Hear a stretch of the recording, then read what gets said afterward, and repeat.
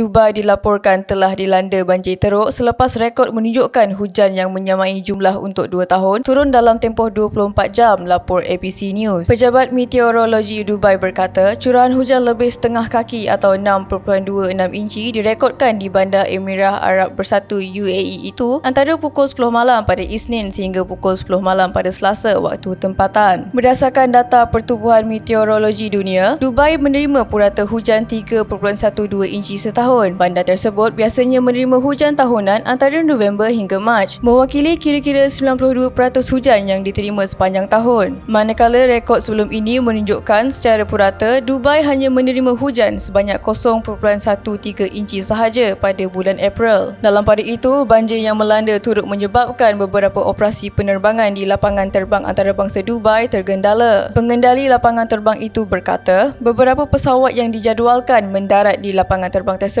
pada petang Selasa terpaksa dialihkan. Bagaimanapun, jadual pesawat yang berlepas dari lapangan terbang berkenaan tidak terjejas.